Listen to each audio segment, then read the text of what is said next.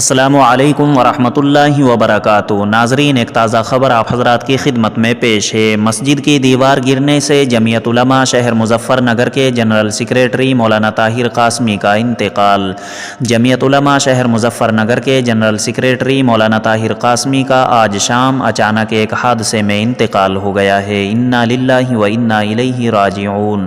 اس خبر سے پورا علاقہ غمزدہ ہو گیا۔ بتا دیں کہ مولانا طاہر قاسمی بہت ہی متحرک اور فعال شخصیت کے حامل تھے۔ مولانا جمعیت علماء کی خدمت کے ساتھ ساتھ بڑی مدت سے شہر میں ایک مسجد کے امام بھی تھے۔ یہی نہیں بلکہ مسجد کی مکمل نگرانی مولانا ہی فرماتے تھے۔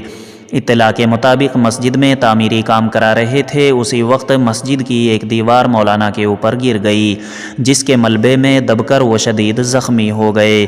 آنن فانن ہسپتال لے جایا گیا، جہاں ان کا انتقال ہو گیا۔